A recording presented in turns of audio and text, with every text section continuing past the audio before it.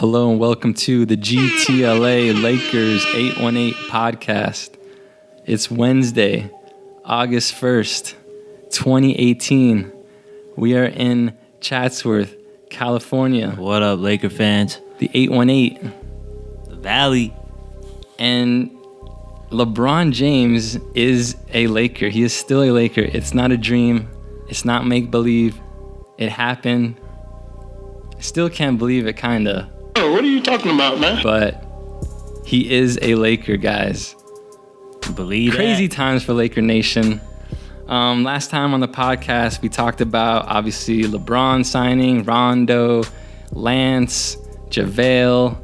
But we got even a newer addition about a week or so ago in Michael Beasley. Michael Bleezy. Stay off Michael the Bleezy. weed. That's what I call him, Bleezy. Lakers signed Michael Beasley to a 1-year, $3.5 million contract. Very interesting signing, just as all the others. This pretty much completes either what people are calling the meme team or what I am calling the Goon Squad. I like the Goon Squad better. What do you think about this, I guess, final free agent signing, Michael Beasley? Well, I'm more than positive that LeBron has a hand in it, just like how he's always had a hand in it his whole career, just because I think they were teammates at Miami. And Yes. Did they win a ring together? I think they did. That's a good question. But I know for sure they played at least for a season, so they go back. But I haven't seen Michael Beasley play much lately, except the one game Lakers had against the Knicks, and Oh, yeah. and he actually played really well. That game I did see, and he played really well. He actually really killed us that game. This guy was hitting mid-range jumpers, taking it to the rack, and he looked stronger than even before. Like, he looks like a really strong, like, husky dude. Like, you can't mess with him, you can't move him on the block, and that is just like another piece of what I think the Lakers' goal is, or like their plan in order to beat the Warriors. They're trying to go for that defensive look for sure. And that was that Knicks game. Was that the overtime game? Was that he ended up? I think so. Yeah, he killed it in overtime too. I think it was an overtime game in New York. Lonzo had a good game. I remember. I remember because I was in Mexico when that game was going on, and he played really well. He played really well, and he was. I think he had 24, 26 points. I can't remember the exact number, but he was really the guy that killed the Lakers. He looked like the best player on the Knicks for sure. Yeah, Michael Beasley is a very interesting figure, both on and off the court. Journeyman, been on at least 7-8 teams now, even been out of the NBA. I'm pretty sure at one point he was playing in China or somewhere overseas. I think, like 2 years ago, right? Yeah, highly touted, man. I remember when he was in college at Kansas State, he came the year after Durant did, and he just killed it. I mean, he had a year similar to how Durant did at Texas, averaged about 26 and 10. He was the number one pick, wasn't he? I think so. He must have been. Yeah, he was so good. And he's one of those people who he was drafted by the wrong team at the wrong time. I remember he went to Minnesota, I'm forgetting now who they had, but they already had like people at that spot. I mean, Kevin Love was there, I remember, but I feel like they had a small forward too where he didn't get a chance to shine or grow there. But even aside from that, he's just a funny dude. Like he's known for saying wild stuff in interviews. Like he had this funny interview with this lady where he was like got all like he was like, "Oh, did you know that humans use 10% of their brains?" And the lady was like, "Yeah, that's something I've heard people say." And he's like, "Well, who was the person that who used 11% of their brain to come up with the fact that you used 10% of their brain?" And the lady was like, "Well, what are you talking about?" And he was it was like he was on something. It was like he was speaking from a different place. Like he's like a really funny guy. Like it's a perfect addition to this cast of characters, like a Lance Stevenson, a JaVale McGee, like quirky guys, but that have game, and it just adds even that much more color to this Lakers team. Last year with the Knicks, he actually had one of his best seasons. Like I was looking it up, he averaged about 13 and like 5. But what I was really impressed with looking at his stats last season was he shot above 50% from the field, which for him was always a problem in his career. Like kind of, he's been like a streaky shooter. yeah, and kind of thought of as, I mean, known as like an inefficient player, but to shoot 50% in a season, and he was playing good minutes and all throughout, so that's a good sign. Yeah, it is good. I didn't know that. Yeah, and he was quoted saying that LeBron is like a big brother to him. Yeah, with their time in Miami. So yeah, no, it's honestly, I don't think there could be a more perfect person to add. So what we already signed in Rondo, Lance, and JaVale. I mean, the only 2 players left would be like J.R. Smith and Nick Young, like to bring Swaggy P back. But that's probably not going to happen. That's terrible. But yeah, this goon squad, so really interesting. So like, imagine this lineup here. And okay, before I get into this, I just want to quickly note that in about 10 minutes, I'm going to talk about an issue with this Lakers roster that has to do with these 2 different squads we have. We have like the goon squad, and then we have like the young squad. And I'm going to point out this interesting, not a huge issue or anything, but just something that I'm looking out for this season. But yeah, so this goon squad. So imagine this. We basically have the goon squad would be Rondo at the 1, Lance at the 2, LeBron at the 3, Beasley at the 4, McGee at the 5. And I'm not saying that that's the lineup Lakers are going to use often, that's what they're going to do, but I'm just saying like, just you can kind of split up the roster as like, that's the goon squad, and the young squad is like Lonzo at the 1, Hart at the 2, Ingram at the 3, Kuzma at the 4, LeBron at the 5. Like we have those 2 like differing, rosters that you could do. And you have 2 different ends of the spectrum, which is it's good, but you never want to have all.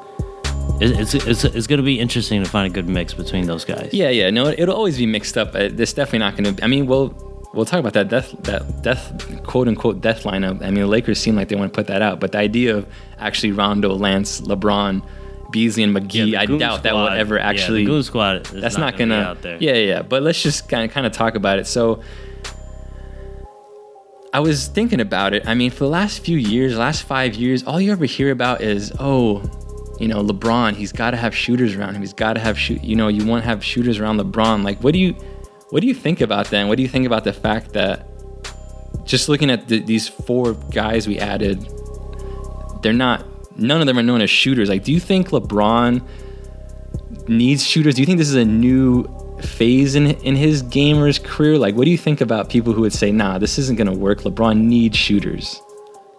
I mean, I think LeBron is just so brilliant that he could really play with anyone. But I mean, he's had like Kyle Korver's play with them in the past, and they've played well. But I think it kind of just goes along with like a quote from Rondo, which he said a couple weeks ago on the Lakers trying to crack the code on beating the Warriors. Just that you're not going to outshoot the Warriors. I mean, you're not going to outshoot Durant. You're not going to outshoot Curry. You're not going to drain more threes in them, and Klay Thompson. Like, it's just not going to happen. I think the only way to really beat them is obviously through defense. Defense wins championships, and I think these guys, Lance, Rondo, Beasley, even JaVale McGee to an extent, like these guys are really like hard-nosed, like defensive-minded guys. First of all, they're all really strong. Like, they can get up in your grill, and they're not afraid to get taunt you, trash talk you, get physical with you, get all up in your jersey. And if you think about it, like as a shooter, like, I mean, we play ball, like, and I mean, I'm more of a shooter, and I mean, that, and I feel like the hardest defense for me to get around is someone that's really just all up in your grill, and you just can't maneuver, you can't get a shot off, and someone who's like literally inside your jersey. Mm-hmm. And I feel like these guys are like the type of guys to be inside your jersey. Like, none of them are really known for like, wanting to or looking for their shot. They don't really seem like they're, obviously Rondo can't shoot. JaVale doesn't really shoot, but they're all like really defensive minded guys. They're not selfish. Like, they don't like, oh, I have to get mine, or I have to get my, I got to get my 10 shots or my 15 shots up.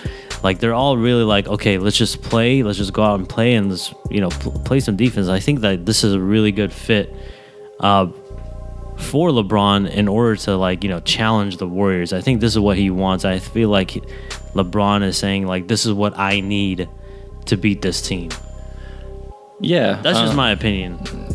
Yeah, no. So in a sense, going to try to muck up the game against the Warriors. I mean, this is all geared toward the Warriors. Sloppy. You got to get it sloppy. You got to go opposite of what they want. Get it sloppy, get in their heads, getting Draymond's head, maybe try to get Draymond riled up, like Draymond, Curry, Durant, all these guys. Like, I think you just got to get up in their grill and trash talk them and get physical with them. And I think all these guys are ready to get physical. Really.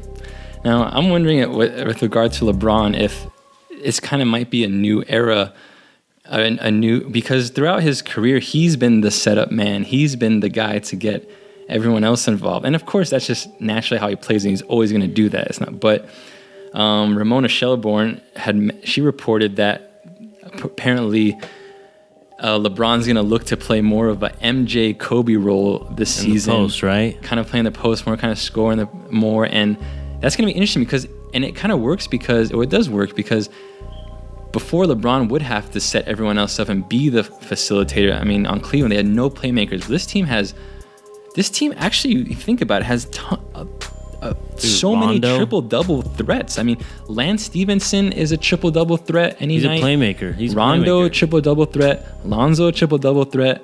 Brandon Ingram is, a triple-double threat, especially as he continues to grow. Sure. So it's going to be interesting to see now LeBron being set up as opposed to being the setup man. I mean, I was thinking about it and I was looking at the numbers. I think LeBron could break his career high in points per game this season. What's funny to add to that? No, I think he can do that, but at the same time, I think he's going to exert a lot less energy playing with these playmakers. He's not going to have to handle the ball constantly. I still think at the end of the day, he's going to be quarterbacking the whole thing, whether the ball is in his hands a lot or not, but he's going to be quarterbacking it regardless. Right. I'm going to ask you this. How many seasons in LeBron's career do you think he averaged at least 30 points per game so far? How many? 30? Yeah. Do you think LeBron has averaged 30 points per game? To be honest with you, I can't recall one. I think maybe one. Okay. That's pretty close. It's 2. Oh, it's 2? Okay. His highest points per game ever was in his third year at the age of 21. Really? He averaged 31.4 points per game. I didn't even know that. That's crazy. In his third year? Wow. And then his second highest... Jordan-esque. His second highest points per game ever was exactly 30. And that was in season 5 of his career. All the rest of it, he's had a bunch of 27, some 26s, 28s. I think this year, so 31.4, I think he's going to be above 31 this season. Like, if he got to 32, that'd be really impressive. That'd be pretty cool. I mean, if you wanted to, you could average 35. If you want. I mean, dude, what was he averaging in the playoffs this past season? Like 40? Yeah, I think he's averaging 35. Over 35 easily. Yeah. So... Yeah, so it's the idea, man. If he's being fed, like easy dimes, like from like Rondo, Rondo and Lonzo want to feed, dude. He's gonna get so many easy buckets. I won't even be surprised if Lakers blowing teams out. He's not playing the fourth quarter. Like, seriously, I should really see that happening sometimes. I don't want to get too excited, but I really see that happening. Damn, that's exciting times for Laker basketball if that's the case. Yeah, so it's going to be fun to see LeBron kind of try to turn off the passing gene he has and kind of just think and try to score a bunch. Like, it's going to be really cool. And I think he's going to have just a fantastic season. Like, I mean, obviously every season he has is fantastic, but I think he's going to have like a magical season. Like, it's going to be on some other-ish, like, offensively, and we'll see what he does defensively. I'm not sure. Do you feel like in order for him, like, maybe he thinks in the back of his mind, for him to beat the Warriors, like, he's got to be the ultimate offensive juggernaut, like actually like putting the ball in the bucket, like type of jugger. Not necessarily playmaking, because now you have that. He has that around him, but he feels like, okay, I have to be the one that's got to be putting up 40 points. Like, well, yeah, I do, but I mean that's largely the reason why is just because of the roster. I mean, there's not that many scorers on this team. Like, I mean, him and Kuzma and Ingram should be dropping the points. I mean, Lonzo's not, right. looking to score a bunch. Rondo's not looking to score a bunch. Lance is not looking to score a bunch. So, like he has to on this team. Like, he doesn't have like a sidekick that can, like a Kyrie, to put up 25, 30 a game. Like, so yeah, no, he's definitely thinking that. And maybe after last year's finals in that game where he dropped 50, game one, they almost won. He's, maybe he's like, damn, like I got to do that. Like I need to at least match Kevin Durant. That's what he needs to at least, and he's got to assume Durant's gonna hit at least 35, a night. Like, right. So he's got to be thinking I need to get 40. So, yeah. All right. Well, let's look at the. Oh no, actually, let's first talk about Luke Walton and him handling this goon squad and these massive characters. Like, I mean, LeBron James is a massive character. I mean, LeBron James he's never looked at any coach in his career like they're on his level even. I mean, Rajon Rondo is a coach nightmare. Like, that's all he's been that's why he's been jumping from teams every single year. How many teams has he been on since he left the Celtics? Like, at least 5 now. He's on the Mavs, he was on the Kings, he was on the Pelicans. And I heard this funny story about how, I mean, if you remember, he had a crazy falling out with the Mavericks and Rick Carlisle. And I was listening to something about how Rondo doesn't like being overcoached. Like, when he's in the game, like he wants the coach to like let him run the offense, kind of run the plays and stuff. And I guess Rick Carlisle is a super hands-on coach who like likes to run the play every time down. And like one time Rondo got so ticked off that Rick Carlisle was calling a play that he just intentionally got an 8-second violation just to like show him up. And then if you remember, like, was it in the playoffs? Like it was in the regular season where they just let Rondo, like they just told Rondo just leave the team. Like, he wasn't even like, it was just a terrible falling out. I think I remember that. Yeah. Yeah. Like, I can't remember if that was in the playoffs or not, but he had a really hard falling out with them. Right before the end of the season, or playoffs. Something yeah. Like that. You got a Lance Stevenson who's a wild child. You got Beasley who's a firecracker. McGee is, who knows where his head is. What do you think about Luke Walton having to deal with these guys? Like, what? I mean, can he manage these personalities? It's going to be interesting. Just because, I mean, from what I've seen and what we've seen from Luke Walton, like, he is somewhat of a hands-on coach. Like, he is always standing up. He's, barking out orders, yelling out plays. Not always, maybe not yelling out, but he's giving advice to the players, during game play. And I think with the veteran leadership and like LeBron and Rondo, I think he's gonna have to learn how to take a step back and kind of just like let these guys run the team, because frankly, I think they know what they're doing. Like, at least LeBron James for sure. He knows what he's doing, and Rondo, like, he's like the ultimate playmaker. He knows what he's doing. So I think Luke Walton he's definitely gonna have some type of learning experience, especially going from like a extremely young team to now like a veteran team. I hope he can handle it. I really do. I'm not sure if he's going to be able to. I hope he can. But it's going to be tough just because, you said, like, LeBron is LeBron and Rondo. You gave us a Rondo situation, and Lance Stevenson, like, even Beasley. Like, if you look at, just by looking at these guys, it feels like they're going to get in your face and don't even tell me what to do, especially if it's like they feel like it's the wrong thing, like, and I think Luke Walton's gonna have to learn that. So yeah, I think what I think is going good, what's a good thing for Luke here is, even though LeBron is a massive character and personality, like, and you have these goony guys, this meme team. Like, I feel like the meme team, though, they're just gonna have, even Rondo will have just the ultimate respect for LeBron, to where they'll just stay in check and in line because they're playing with LeBron. And definitely makes sense. And I think that will help Luke in the end.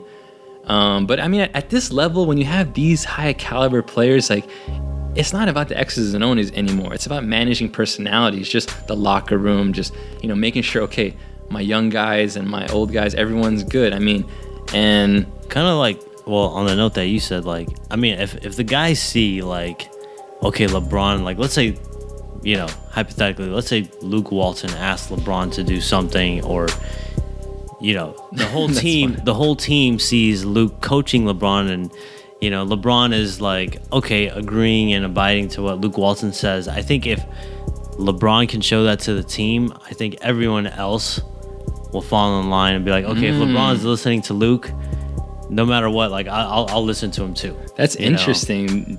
That means, man, that's true, and it's interesting because that's just shows how much power LeBron has. Because in the sense that, and it's only LeBron. In the sense that LeBron actually could, and he's just such a mastermind. If he wanted to get Luke fired, like, he could make it happen so subtly. Like, all he'd have to do is, like, no, he would.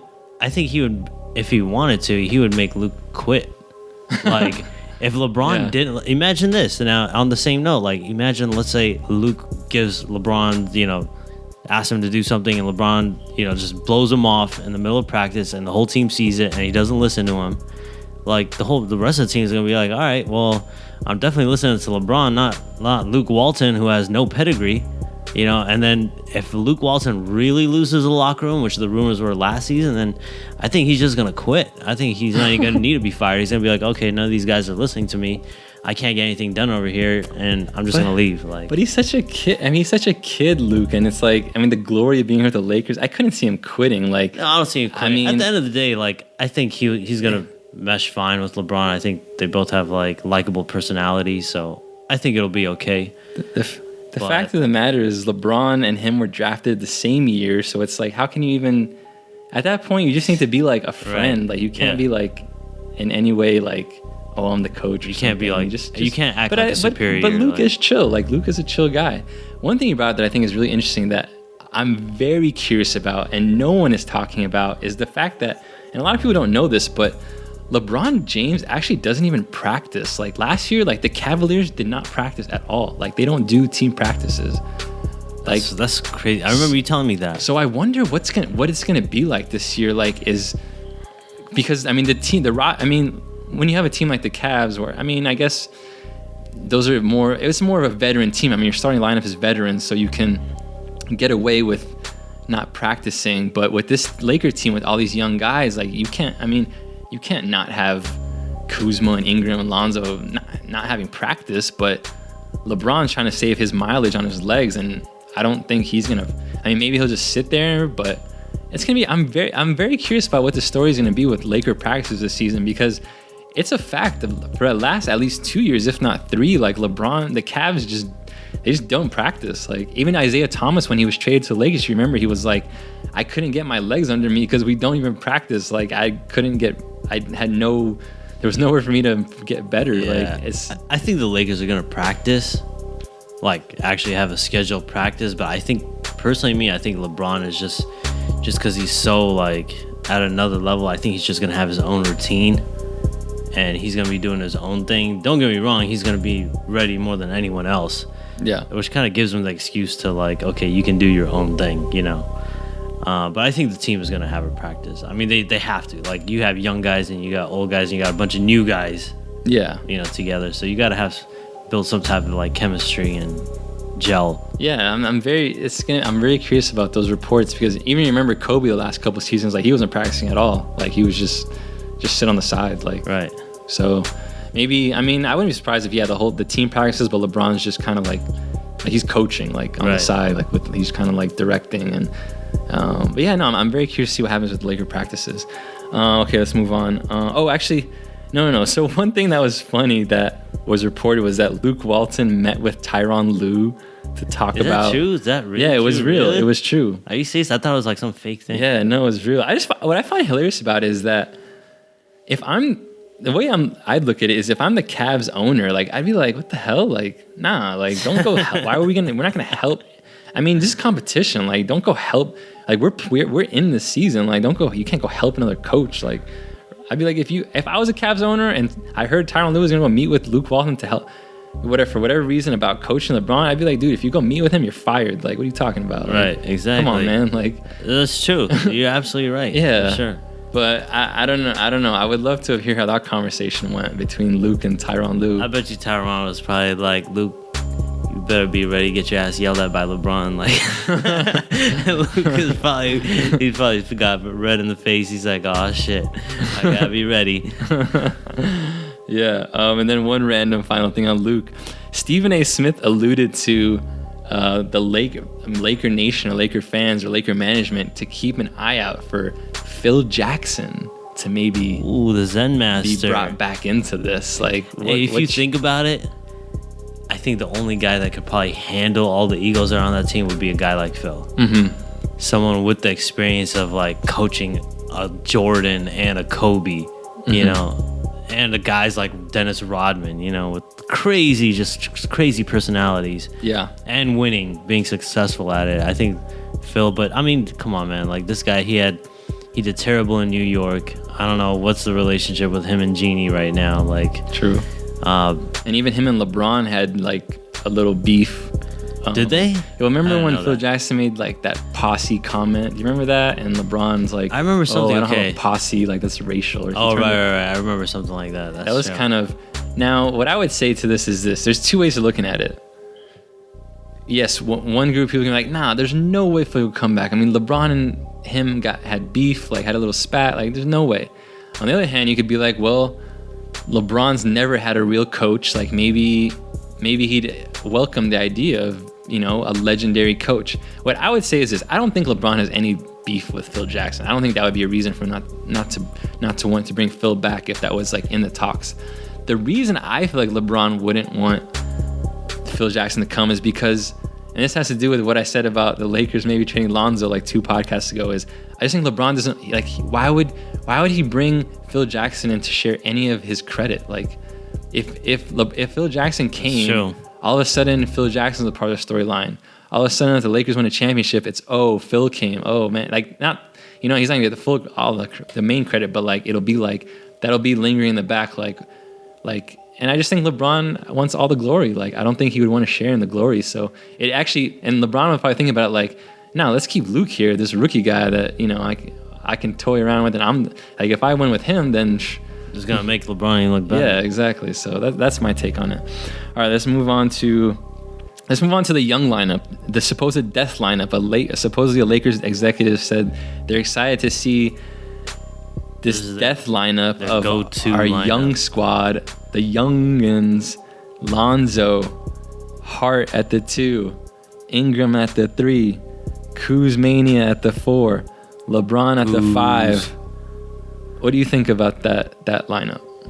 Dude, I'm not even trying to be biased because I'm a Laker fan, but it just sounds amazing. It sounds really exciting to me.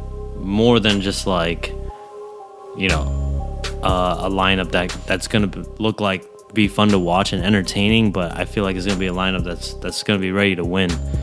No, I mean, if you think about it, you have like 2 ultimate like passing / playmakers in LeBron James and Alonzo Ball. Josh Hart has just came on so strong last season as a 2nd-round pick rookie, and just now winning the Summer League MVP. Like, this guy can knock down threes. He's an amazing defender, and he's just like so solid and so sound. He doesn't screw up. He plays within himself. And then obviously we all know what Brandon Ingram and Kyle Kuzma can do, like with their size, with their length, offensive ability. Ingram with his defensive ability. I'm excited to see Kuz's defensive performance, like if he's gotten better or not. But I'm just really excited with this lineup. I feel like they have everything. I mean, they have shooting, they have slashing. Just maybe lacking a little bit of like a true center, but you have guys like Ingram, Kuzma, LeBron. They're all spread out 6'8", 6'9", you know, and they can all run. They can all get up and down the floor. It's gonna be fun to watch. It's gonna be really exciting. Like, and I think you know, Ingram, he's definitely gained some experience. You know, late game closing, clutch clutch experience. He's got that under his belt. So, and did you hear the rumor about about Ingram being the Pippen to like LeBron? I did read that today. I mean, we've seen Ingram like handle the ball. He can, he's been the primary playmaker for the Lakers, like in the half court offense. So it's going to be interesting to see for sure. To me, this lineup is a death lineup if two things happen. Lonzo and Ingram can shoot.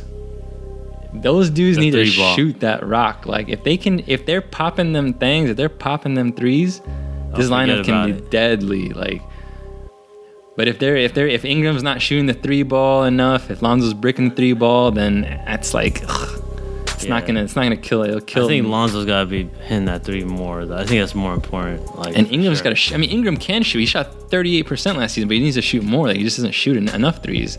But hopefully, we see significant improvement from those guys, and they're definitely improved. Like we know that's going to happen, but it'll be interesting to see to what extent. Now at the beginning of the podcast, I talked about an issue with this roster that I want to bring up, and I'm going to bring it up right now, and that's this. Okay, What? we talked about a goon squad, and then we talked about the young squad, and between those two lineups, we named 9 players: Rondo, Lance, Beasley, JaVale, Lonzo, Hart, Ingram, Kuzma, and LeBron. And think about it, that's 9 players. That's a whole roster, and we still haven't even talked about KCP. Kentavious Caldwell-Pope. No, think about that. And that's crazy. But think it's like we're forgetting about him. Like, it's not that we're forgetting about it. It's a problem. To me, the reason it's a problem is because where are the minutes? Like, and it's not just that KCP's on the team. It's like he's a starter too. Dude, like this guy's getting paid $12 million. He's getting paid $12 million. He's gonna start at least at the beginning of the season. I'm sure he'll be the starting 2 guard. Like, where are the minutes gonna come from? Like, where are Lance and Hart's who's gonna get cut out here? Hart, we have Lance, we have like 2 point guards, Lonzo and Rondo. Like, we have a lot of guard type players. And not that many true bigs. Our bigs are JaVale and Zubac, and I guess you could say Beasley. Like, but he's more 3-4. Like, but then we have as guards, we got Zoe, Rondo, Hart, KCP, even Ingram. Like, he plays like a guard. LeBron throughout his career thus far pretty much plays like a guard, a point guard at that. Like, point forward. So, like, what do you think about this? Like, we have a log jam at the guard position, and like, everyone's excited about Josh Hart too. He just came off MVP, and like KCP is, and I don't know why a lot of people hate on KCP. Every time I listen to a podcast, a lot of people, I like that guy. I like KCP, but Hart needs to be unleashed right now. Like, it's not time to. Hey, he's playing amazing. So I'm very curious about this logjam at the 2 guard specifically, or just the kind of short wing position. You're definitely right. There's definitely a logjam. I just the way I see it is, okay, you'll have Rondo and Lonzo as definitely the ones, like point guard, ball handler, maybe LeBron, but he's not gonna be listed at the 1, but he can definitely be a ball handler for sure. But I think that whole 2 to 4, there's gonna be a lot of interchanging and mixing going on. Like, it's just people being in there, but someone not necessarily being, okay, now you're the small forward or you're the shooting guard. Because if you think about it, you're right. Like, you got KCP in there, you got Josh Hart, Brandon Ingram. Like, I think they can all be interchangeable between the 2 and the 3, even the 4 position. Like, it's gonna be interesting to see. Like, I don't see this team having a solid, okay, any one player being, you're gonna be the official 2, you're the official 3, or you're the official 4. Other than Rondo and Lonzo being the official 1. Mm-hmm. I think everyone else can just be, you can be a 2 or 3 or 4 at any given time. Okay, yeah, no, it's definitely an interchangeable lineup, but most teams, again, I named 9 players that are expecting to play, want to play, And that was before I even named a starter in KCP. Like, NBA Right. teams usually don't have this type of problem. Like, 10 deep. And still, we haven't even talked about, and we'll talk about him in a little bit, Svi Mikhailuk, who's another guard that we want to throw in here, who is nice from Summer League, who I really want to see play because I like him. You told me to sign him, what, 3 years? Yeah, they signed him to a 3-year contract, so you could throw Svi in there a little bit, and that's another guard, a 2 guard. But yeah, okay. The issue is at the 2-3 position, I think, mostly. I mean, KCP, Hart. I mean, Hart, I guess, could play 4. Yeah, he could. I mean, he did some last year, I think, a little bit. He's a strong dude. But, I mean, just think about it. If you have 10 players, to break it down evenly, that's 24 minutes a game for each. Like, I mean, obviously that's not going to happen. LeBron's going to play, you know, some people are going to play over 30. Like, someone's going to get cut out. Like, that's all I'm saying. Like, if someone's going to be playing, someone's going to be upset is all I'm saying. Who do you think is going to be the bottom feeder? The way I see it right now, I think Beasley and probably Lance Stevenson are going to be bottom feeders. I think Kuzma and Ingram and KCP have priority in minutes. Definitely Beasley, I think, number one would be, he should be the number one bottom feeder, I would say. Lance has game. I mean, Lance is cool. Like, but yeah, I guess The thing I see from him is in my feelings dance, bro. How many times have you done that challenge? I know, like, and maybe I'm just biased because I've just been a huge Lance fan for so many years. Like, and it's not even because of his game; it's just because how funny he is. Lance Stevenson is the funniest guy in the world. Like, he is so entertaining. Like, how many years have I been? Every time I at least randomly, every time I see you, I'll be like so excited about some Lance Stevenson thing. You're like, excited about him. I just can't stand seeing this dude flop. But yeah, he's just hilarious. Like, he's a funny character for sure. He definitely reminds me of Rodman. Yeah. Okay. Well, anyways, about this issue, I have a trade in mind that I'm thinking about that can maybe help this out. That I'll talk about in a little bit. What are you talking about? But no, in general, I think you know, there could be. The Lakers may look to make a trade at some point, just in general. Not even my trade that I have in mind, but because it's just a logjam, and unless really Magic told already Lance and Beasley, look, guys, just expect to be the third string, like, and you know, just, you know, that's just what you're here for, just and chill out. Like, you think? I mean, as veterans, like, I think they'll be like willing to be like, okay, if I'm playing with LeBron wants me here. If I have the chance to win a ring, fine. I'll play the third string, and I'll earn my way to becoming like, if the moment Ingram becomes a stud, or a dud, as we like to say, I believe Lance is going to get those minutes for sure. Mm-hmm. You know, like that's what I see happening. Like, and I think like they're going to have to earn that. Like, okay, you want your minutes, so you're going to really have to earn it. Well, what I was saying in response is that sounds great in theory. However, I think that's actually not the case because these guys are on 1-year deals. Like, they're trying to play for a future contract. Like, so if you to tell Lance Stevenson or Michael Beasley, hey, you're gonna play 10 minutes a game, like, they're gonna be like, damn, like, I need to show out. I mean, I'm not saying excessively, but they wanna play because they're only on 1-year contracts, so they're not. Right. If they're on 4-year contracts, then yeah, I think they'd be totally fine with it. But I think the fact that they're on 1-year deals is kind of like, hey, I need to show the rest of the league that, like, you know, I'm good to go next year. Like, you should want me for next season. So yeah, it's going to be interesting. It's going to be very interesting with all this. Last thing I want to talk about is just, man, dude, I really feel like Lakers training camp is going to be so lit. Like, the position, I would love to see it, dude. The position battles are going to be so sick. You got Rondo versus Lonzo, Hart versus KCP, Ingram versus Kuzma. Like, those are going to be some serious battles. Like, and then you got LeBron and Lance Stevenson. That would be even nuts. Well, no, we know LeBron. That's not a position battle. Like, it's not a position battle, but you know they're going to go at each other in practice. Yeah. I mean, you can even. I don't know. I'm not too excited to see a McGee-Zubac position battle, but even they'll be battling to start. But yeah, it's possible. It's conceivable that. I mean, how funny would it be if those position battles are won by Rondo, Hart, and Kuzma? So let's start it's like right. Rondo, Hart, LeBron, Kuzma, McGee. Like, that'd be so funny. Like, if it's just some random lineup that no one's thinking about right now. Like, right. I mean, yeah, and it's gonna happen. I'm sure Luke Walton. We know he loves experimenting with like crazy lineups and stuff. So you imagine every single possible lineup you can think of is going to happen. I just hope he doesn't throw like a Caruso in there, which is just going to screw everything up.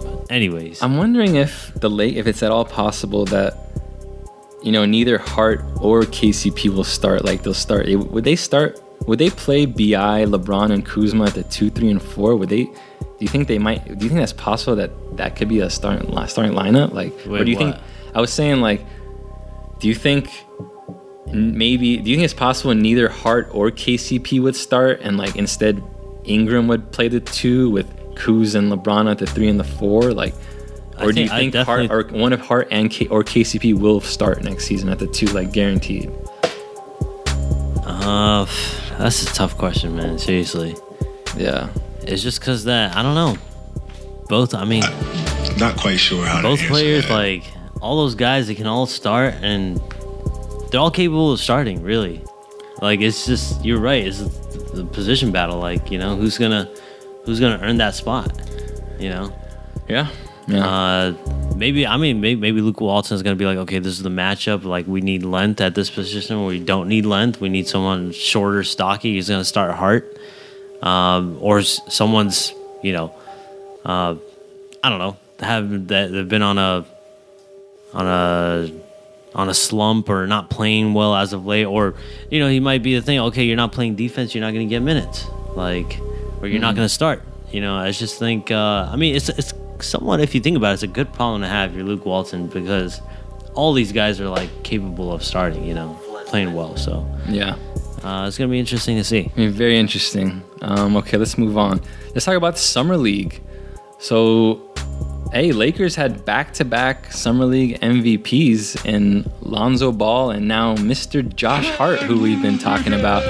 Josh Hart averaged 22.4 points, 5 rebounds, 2 assists, Solid. 1.3 steals, 45% field goals, 35% from the 3, and he was looking like a man amongst boys out there. Like I don't know how many times I saw a highlight of Josh Hart driving down the lane and just doing a spin move and a layup. Like he was dancing he was playing like a ballerina out there. How many spin moves he was doing? Like he was just muscling people out the way. No, I mean, yeah, no, definitely. Like he when he puts the ball down, he uses his shoulder really well to, you know, fend off the defender. Just gives him a nice strong bump, but he doesn't get called for the charge. It's not like out of control, and he's really good at finishing around the basket.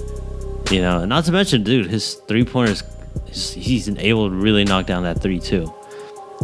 Dude, he was playmaking. He looked like, basically he kind of exceeded my expectation. Like he was really like the guy. Like after 1 year of experience in the league, playing really well, he didn't lose a step, he didn't lose a beat, and he was just really right there. His playmaking, shooting, defense. We know he can play defense, and, you know, they're just basically doing everything for the team.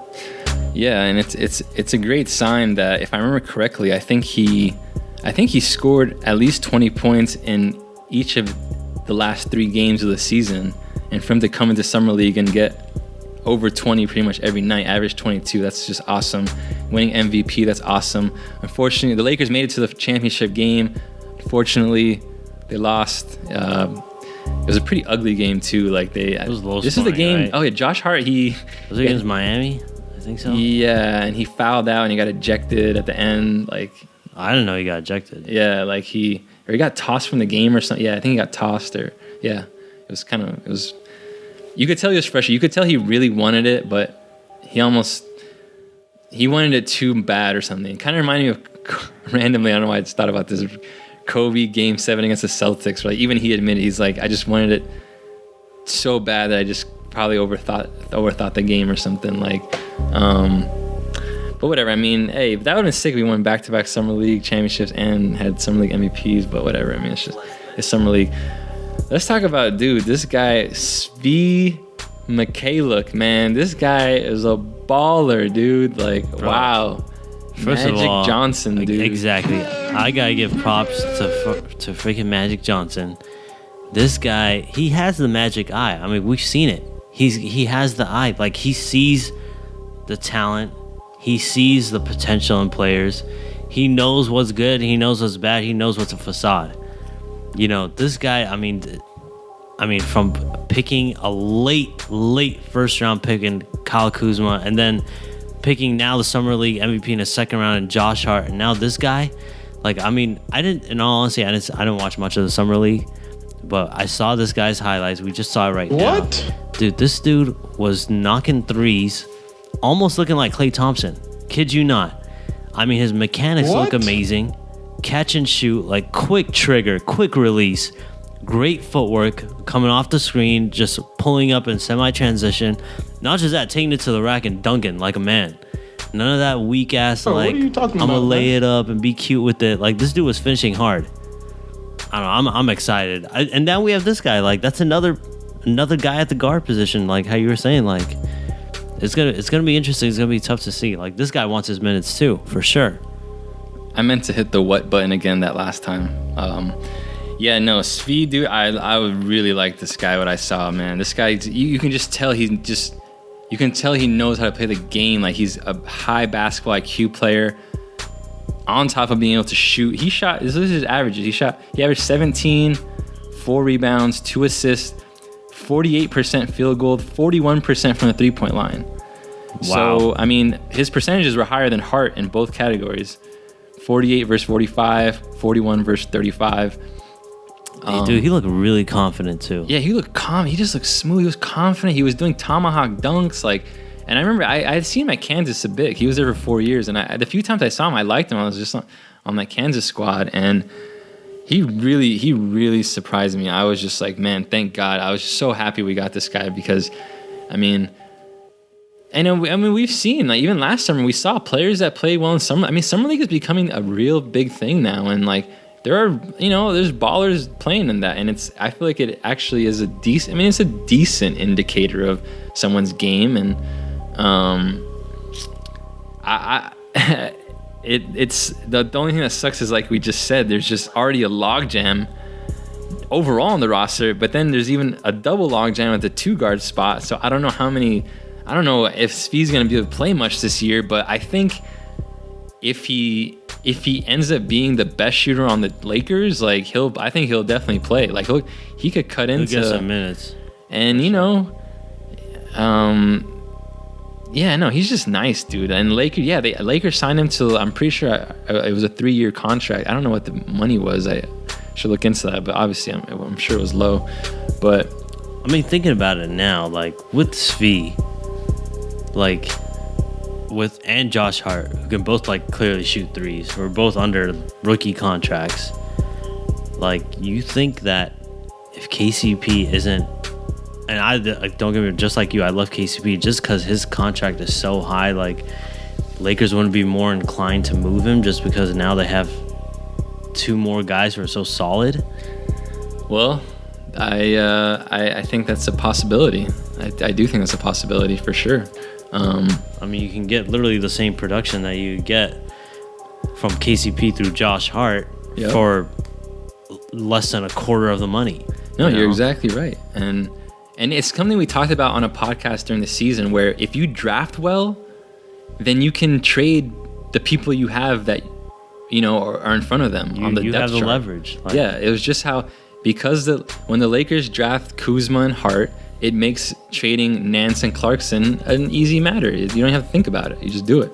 Like, but if you don't draft well, if you didn't get a Kuzma and Hart, if you just get a second round or a late first round dud, then you're just like, you're stuck in your flexibility to mess around with the roster. But no, like, so Magic, like you said, the fact that that Svi is on such a low contract, it's like, it's an added bonus to the team. Like, it's awesome, actually. So yeah, no, like I said, I would not be surprised at all if the Lakers make some trades or make a move. One random thing I'll talk about KCP real quick. I was listening to a podcast, and they were talking about, it's very interesting regarding KCP. So I guess what happened was, when he was on Detroit, and he's represented by Clutch, which is LeBron's, group, Mav Carter and them. And so I guess they actually botched a deal he had with Detroit. Detroit offered him over like a $60 million contract, like over 4 years or something. And for whatever reason, it didn't go through. And so the speculation is that actually these deals the Lakers are giving KCP are kind of payback for messing him up in Detroit. Because last year he got 18 million from the Lakers. That was that's an overpay, like just but it was because it was a 1-year contract. It was it's fine. It's not like a bad thing. And even 12 million now. I mean, we just saw Randall get 9 million. Like I'd rather pay Randall 12 million, right? So like, is rumors that this clutch agency's like, damn, dude, we messed it up in Detroit for you. Like, let us get you your bread back. So it's kind of like Casey. I swear, KCP's he's so funny in this whole Laker thing. I mean, like we've talked about many times about getting him just gets us our foot in the door with LeBron, and clutch agency lets us talk to Mav Carter anytime we want because KCP's on the team. So, anyways, that was just some random thing I had heard. Didn't know that. And then the last thing is, even like it's funny these players, like even like Nerlens Noel, who is not on the Lakers or anything, but like this dude when he was he turned down like a $60 or $70 million contract a year or two ago, and just now signed like last week like a $2 million contract. Like he just got screwed over. Like I mean, he screwed himself over. Actually, he should have accepted the deal. That was on his fault. But it's crazy how you can go from potentially having a $60 million contract to a $2 million contract. So it happens you're too greedy. Yeah. And then last person we'll talk about is Mo Wagner. Sorry. He actually looked pretty solid. He averaged 10 and I wrote down 10 and 4. I thought it was 10 and 8. I have to double check that. I think he averaged 10 points and 8 rebounds. But he only played a few games because he got injured. Look for him to compete for center minutes this season. He can double as a stretch 5, and watching him play a little bit, looks like he's got a pretty good court vision for a big man. He can run the floor a little bit. Yeah, he can run the floor. He can shoot the ball. He's a versatile Swiss Army knife type guy. I mean, it could be another great pick by Magic. But yeah, definitely look for. I wouldn't be surprised if Mo Wagner would play some small ball 5 this season. Especially if Zubac if he just stinks the bed, then I wouldn't be surprised if Wagner is the second string center at some point. But we'll see what happens with Chewbacca. All right, that's for the young guys. Let's talk about time to talk about Lonzo Ball, the Lonzo Ball family. Hey, Lonzo Ball family. Okay. So 2 podcasts ago, I talked about how I thought the Lakers were going to trade Lonzo Ball, and obviously that hurt a lot. That hurt a lot of feelings for the BBB stands, and it didn't happen. However, I feel somewhat vindicated by the whole Lonzo injury thing, like the Lonzo leak his knees, leaked the injury because it came out. It was reported that the Lakers believed that Lonzo's camp.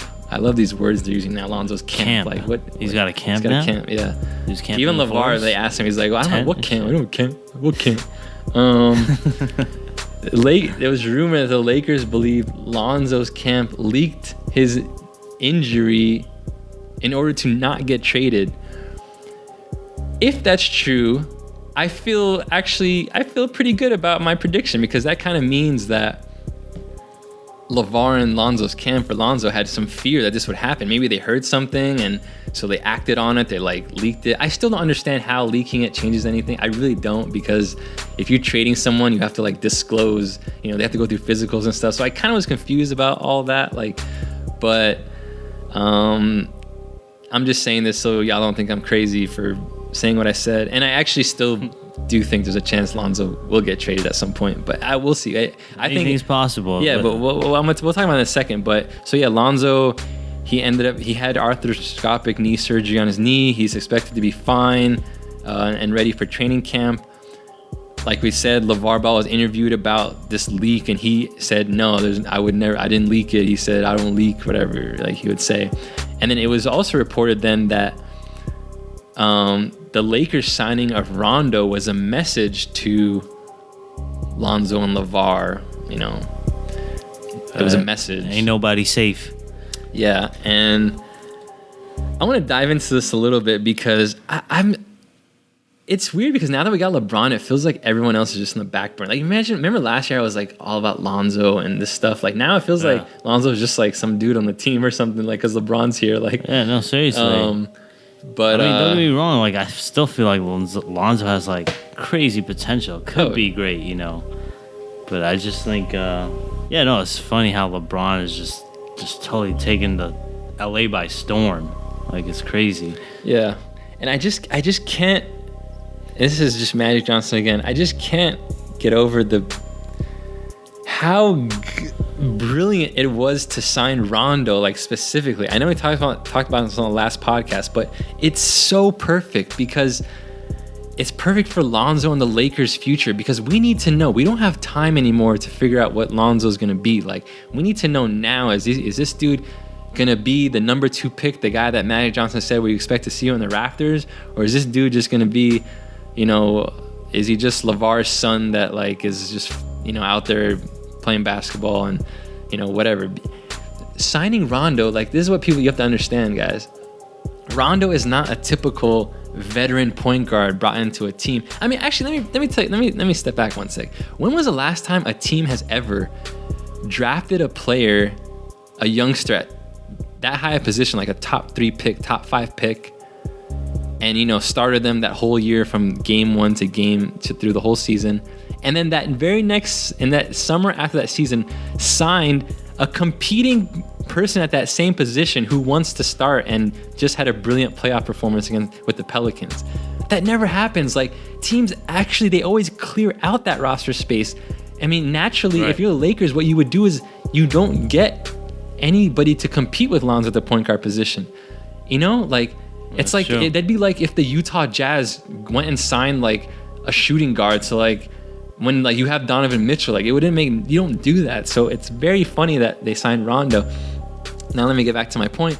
Rondo is not like, he's not like what Jarrett Jack was to a Steph Curry. He's not like what, I can't think of another example right now, but Rondo he's a competitor. This dude is looking to start, man. He's not looking to play backup. He's not looking to handhold Lonzo Ball. Like Rondo like Kobe was quoted saying, he's like, I get along with Rondo because he's an asshole like me. Like they used to have breakfast and stuff. Like Kobe doesn't, he doesn't hang out with many people. Mm-hmm. We know Kobe takes that stuff like super serious. Like, and I talked about how Rondo he doesn't want coaches even telling him what plays to run. Like that's how real he takes it. Like, so for the Lakers to get a Rondo, it's like the beauty of it, back to my original point with Lonzo, is that now we get to find out very quickly whether Lonzo is for real or not.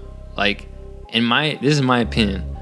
If Lonzo's gonna, how they say the quote is pressure makes diamonds. Like either this Rondo thing is gonna make Lonzo just man up and realize, damn, like I need to like really wake up, be the man I'm supposed to be. You're absolutely right. Be that number 2 pick. Like I need to beat this cat because he's coming after me. And if he does that, imagine how much he's gonna have an amazing year next year. I think it's very possible he could have way more fantastic of a year than anyone's anticipating because of pressure. The pressure making diamonds theory.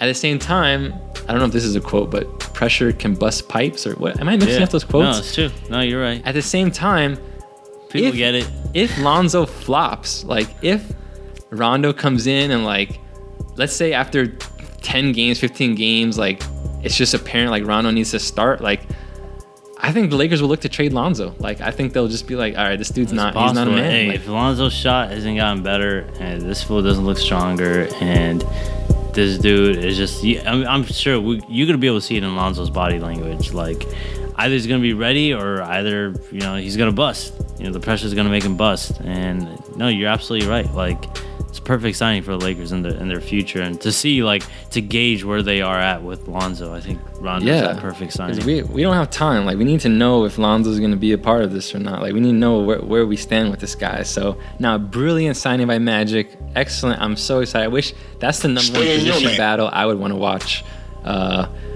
Really excited about it. And I'm praying, and I'm actually optimistic about this. I know I sound negative about Lonzo and recently I have, and if you remember, I'm a huge Lonzo Ball fan. Like, That's terrible. like last year, all we talked about was how excited we were for Lonzo. Like, I've been following this dude since he was a junior in Chino Hills. Triple I thought he was Bs. going to be amazing. I still think he could be amazing. I love him at UCLA. I just need to see it. Like, I need to see this dude do it. And It's too I'm just long, hoping, bro. We waited a whole season without seeing it. I know, and I'm just hoping that this Rondo thing is gonna force him to man up, just be a man. Like, he was a boy last year. Like, I want to see this fool. Like, Be I wanna see a this man. dude be a man. I mean, Kyrie Irving came. Kyrie Irving, John Wall, Damian Lillard wasn't. He stayed in college for a few years, but like guys like John Wall and Damian Lillard, they played 1 year college, came out rookies in the NBA and balled up. Like, so there's no excuse. Like, don't tell me, oh, it's because he's young. Like, I mean, if he's a number 2 pick and he looked that good at UCLA, like, you know, we should have seen it. But clearly, you know, there's something going on, some daddy issues. I don't know what's going on, but I mean, no, I'm seriously, like, there's some like weird That's dynamic true. that he, like, The funny thing is that the reason why it's so funny is because that is so true. But you know, Yeah. daddy issues. That's some hilarious. type of one thing that's funny that has to do with daddy is I posted a video on Instagram. By the way, if you're not following, go follow us at GTLA Lakers 818 on Instagram. GTLA Lakers 818. I posted this video. Magic Johnson finally, for the first time ever, he actually shaded LeVar Ball. Did you see that video I posted? Really? He was What on do you mean? Jimmy Kimmel. Nah. Oh yeah, so he was on What? he was on Jimmy Kimmel, and it actually really showed, and it goes back to the When was this? this was 2 weeks ago, I want to say. Really? Dude, the video got over, it was like 150,000 views. Are you serious? Yeah. Dude, I have posted not it. seen it. So Magic Johnson went on Jimmy Kimmel, and Jimmy Kimmel was like, so Magic, did you run getting LeBron by LeVar before signing him? And Magic Johnson he started laughing. He was like, listen, man, I would come talk to you before I would come talk to LeVar Ball about any of this stuff. He said that. Oh, damn. He said that. And that was the first time he ever threw some shade at LeVar. I really think Magic is so good. He's so brilliant. He's just sending these signals, and like that, even the Lakers report that they believe that Lonzo leaked it, the Lakers signing Rondo, they're like, Magic's telling them, like, these are all the signs, like, hey, listen, get your son ready, and because this dude better be balling from this get-go, or else, you know, or else I might need to make a move. Like, and listen, you're done. Like, you're done. LeBron's here. Like, I can talk smack to you. Now I'll talk smack to you on national television. I'm on Jimmy Kimmel telling the world that I'd rather come talk to Jimmy Kimmel about basketball decisions than you. That's crazy.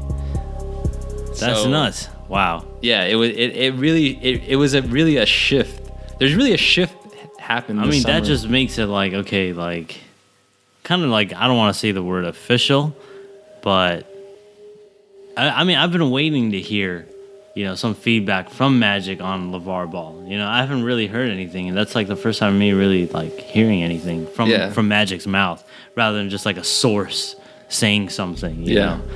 But wow, that's crazy. Yeah, no, it's a funny clip, but you can tell Magic's being dead. He's saying it, even though he's laughing, you can tell he's like to him, it's like he's glad he said it and it happened on national television. And guess what? We haven't heard anything from LeVar. I haven't heard. It's been quiet. He's too busy with his JBA, man. Yeah, we'll talk about that a little later. Okay, just last few things on Lonzo before we move on. Kobe. This was very Shobi. well. To be fair, you know, Kobe. What I'm about to say, Kobe actually didn't say it publicly or anything. Like, Drew Hanlon, who's like a famous basketball trainer, kind of quote unquote snitched this out to the media.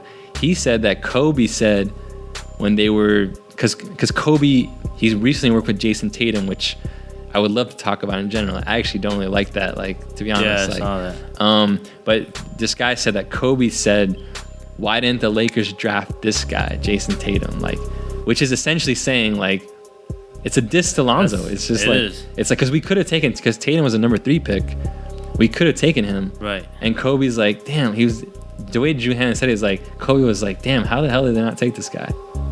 Right. That's some shade, dude. That is really. I honestly don't know what to say. All right, Stay in your lane. Let's see. I'll go on. Okay, first I'm gonna talk about this. Look, I understand Kobe. I understand. I actually get it, and I can't be mad at him. Like he said this before. He's like, I'll work out with anybody. Like, it's just, I'm not gonna go after anybody. But if anybody hits me up, like, yeah, I'll work with you. Just come to Orange County, whatever.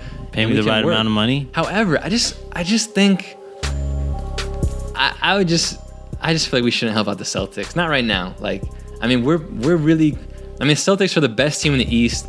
We're one of the top 3 teams in the West. It's possible in the next 2 years we're gonna play this team in the finals. Like, I'd rather not see Kobe helping out Jason Tatum. To be honest, like, right. That's how I feel about it. Whatever he did, I'm not even mad at him, to be honest. But a part of me is like, damn. But I get it though. Like, it's just Kobe's done. He's done playing basketball. He's just like, whatever. I'm just working. But hey, Tatum's good, man, and we don't need him getting any more better. No, seriously, he's amazing. He's gonna be definitely a superstar in the league. Yeah, and then regarding Lonzo and him saying why didn't the Lakers draft him? Hey man, it's a fair point to say right now. It is, but I mean, if you think about it, like Kobe's just like, if you think about it, Kobe's just the ultimate scorer and like the ultimate just, I'm putting the ball in the bucket type of dude. Like, and I think he sees that in Tatum, where rather Magic sees like, okay, more of like that, that passing, that playmaker ability in Lonzo. So I think, I'm not surprised. That's why Kobe said that. Maybe that's what influenced him to say that, just because Jason Tatum is definitely the better offensive weapon than Lonzo Ball for sure. Yeah. Or I mean, Tatum is flat out the better player than Lonzo. That's true as well. Yeah. And again, to be fair, like I said, Kobe didn't like come out and say this to the media or anything. Like, this trainer actually came and he kind of snitched it. Like, so I don't. Maybe it was something Kobe just, he just said in private and he just thought, whatever. Like, we don't know that. We don't know that Kobe even wanted that to get. I'm sure he wouldn't want that to get out. Yeah, I mean, I'm sure that's not his intention is not to say anything like, demeaning to the Lakers or, appraising to the Celtics or anything like that. Yeah. But okay, I have a question then. One thing that kind of bugs me about all this is that, and this has nothing to do with Kobe and Tatum, this has to do with the Lakers or these young guys. Like, how come we've never seen Ingram, Kuzma, or Lonzo working with Kobe? Like, I mean, that doesn't mean it hasn't happened. It's possible that they've been working with him for plenty of times, but that's very possible. Let's just get that out there. But let's just say if they haven't, like, that would bother me, not with Kobe, because Kobe's not going to come after them. That's not his role. Kuzma and Ingram need to call him and go to Orange County and work out. Kobe's not going to come after them. That's definitely not going to happen. Like, Tatum definitely called Kobe. Like, sure. There's no way. Like, and I'm like, so I'd be very disappointed if at this point, like, Ingram has never worked out with Kobe or Lonzo. I mean, I don't think Lonzo has. Like, I just don't, for whatever reason. I would like to think Kuzma has, but we've never heard of that he has. I think Kuzma said that he was planning to. I don't remember when, but for some reason in the past, I feel like he said that he's willing to work with Kobe, or he wants to work with Kobe or something.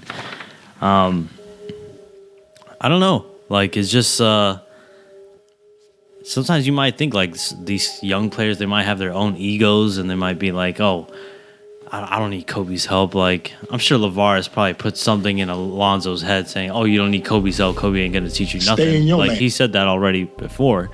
I mean, maybe Ingram and Kuzma think the same thing. Like, oh, we want to make a name for ourselves. We want to do it ourselves, and we want to be great in our own way. And we don't need Kobe's help. So maybe it's their ego, or maybe they even feel like, hey, like, maybe I'm not ready to work with Kobe. Maybe they feel like it's possible. Like, hey, I still got to sharpen up these few aspects of my game before I feel like I can take it to the next Kobe level. Maybe Kobe's going to be like, you never know. Kobe might be like, well, you still got to work on this, and this before you can even get to, this, and that, So, there's a lot of things, like, maybe, I don't know. There's a lot of factors involved, but I'm pretty sure I would not be surprised. And I hope to God, like, Magic tells Kobe, yo, man, bring your ass in the gym and teach these guys, something, I would not be surprised if that happens sometime. All right, last thing with Lonzo Ball, and this is actually directly relevant to you, actually, in a way. Oh, really? Is that right? Lonzo Ball had his baby like a week or two ago. Right. Zoe Ball. Baby girl. I think it was about baby girl 2 weeks ago now. And so my question to you is, since you just had a baby, your first baby, just like Lonzo, 5 weeks ago, was it now?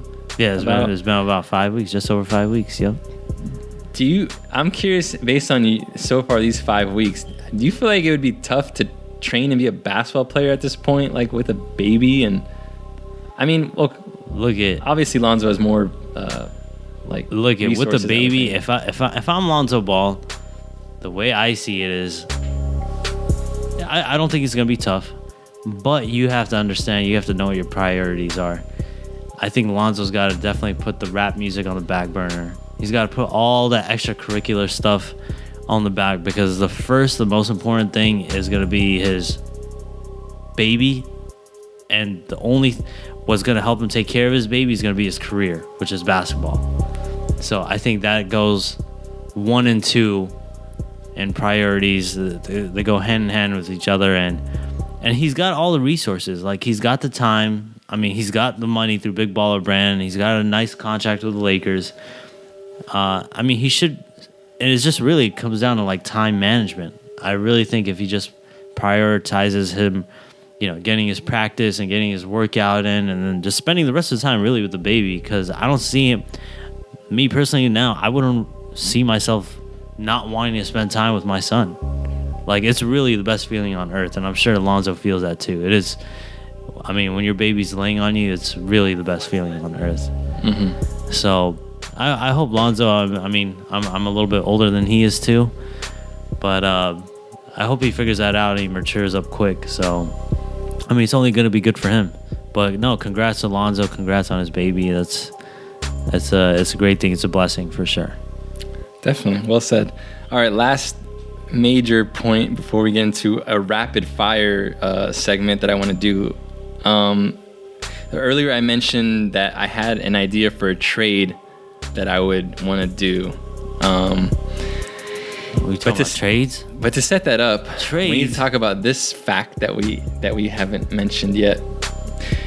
Kawhi Leonard was traded by the San Antonio Spurs to the Toronto Raptors it was Kawhi and Danny Green for DeMar DeRozan, Jacob Poeltl, and I think a protected first round pick. Exactly, a protected first round pick, something like that. Now, I feel like when this news broke, the feeling amongst Laker fans, it was kind of like a sigh of, not necessarily a sigh of relief, just a sigh like, okay, well, I guess that's done. We don't have to fight with Pop now. I had the exact no, I'm saying, like, I feel like Laker fans took it like, oh, I guess, well, we didn't get him. Like, oh, whatever, I guess. I had the exact opposite view, and that's what I want to talk about. I think Kawhi going to the Raptors actually increases the chances of us trading for him. Why? There were reports up to just a week before Kawhi was traded to the Raptors, so the Lakers were still in trade talks with the Spurs. So why, if that's the case, like the Lakers were trying to trade for him for all that summer, would the fact that he got traded to another team all of a sudden make the Lakers not want him anymore, so make them not still go after him? Like, I don't believe that. I think the Lakers are actually more like, oh damn, like they're doing the Birdman hand, they're like chomping at the bits right now, because the Spurs were just being unrealistic. I mean, when Popovich says give us Kuzma, Ingram, and Hart, like that's him saying, screw you guys, we're not going to trade with you, because the Lakers are not going to do that. Like, that's just not a deal that's going to happen. But now at the Raptors, and Pop, he had his thing. He didn't want to trade him to the West Coast. He didn't want to trade him to a rival in the Lakers. Like, and you know what? I actually respect what Pop did. It's kind of, it's kind of cool. But of course, I wanted Kawhi to come to the Lakers. But now the Raptors don't have that at all. I mean, the Raptors, first of all, they're in the East, so for them, their priority is, they actually have the opposite view of the Spurs. They're like, we're not trading them to the East. We're not trading them to the Celtics. We're not trading them to the North too. We're not trading them to the Sixers. We're not trading to like any of our competition. If anything, we're going to trade them out West as far as possible. That's what the Raptors would think. I just think Kawhi, I don't see it working out there. I heard this actually is a funny story. The NBA All-Star game was in Toronto. I don't know if it was a year or 2 or 3 years ago or whatever. I heard some on a podcast, or I was listening to something, that All-Star weekend, Kawhi Leonard never left his room because it was cold outside. Like he didn't even. Serious? He never left his room. Like wow. He's such an interesting dude, and like apparently he hates the cold weather. Like he hates it. It's kind of like me. Yeah. But like, dude, Toronto, it's freezing in Toronto. Dude, like you get snow like constantly, bro. It's freaking Canada, dude. It's Canada. It's the north. You're closer to the North Pole once you get up there.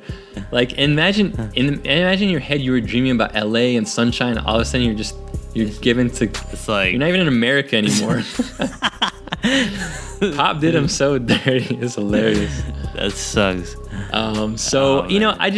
This is what I'm thinking. Let me get back to the trade. I think, like as I said, that the chances of Lakers trading for Kawhi has increased. That's terrible. And what was I gonna say? And this is the other thing that I wanted to talk about. That I think the Clippers. I think one other reason the Lakers might trade for Kawhi is I think there could be like a trade war, a bidding war between the Clippers and the Lakers, because I think. Oh, what are you talking about, man? You know Jerry West is over there right now putting a trade package together, because I bet this is what, if I'm Jerry West, this is what I'm thinking. If I can get Kawhi right, if I can trade for him this season, I have him under my house for the season or for some months whenever the trade happens, and I can use my Jerry West magical powers to convince him to stay next season. Like, because the Clippers, Jerry West, this is the people who don't realize, Jerry West has cleared the Clippers cap space for next summer.